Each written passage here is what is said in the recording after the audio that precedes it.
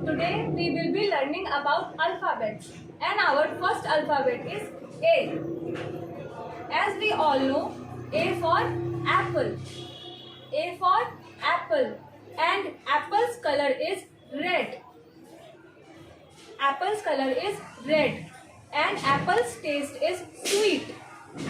We can see apple's color is red, and we know that apple tastes sweet. Second thing we know about A alphabet is aeroplane. Aeroplane. We all know aeroplane is used for traveling. Third thing, one more fruit from A alphabet is apricot. Apricot tastes sweet and its color is yellow.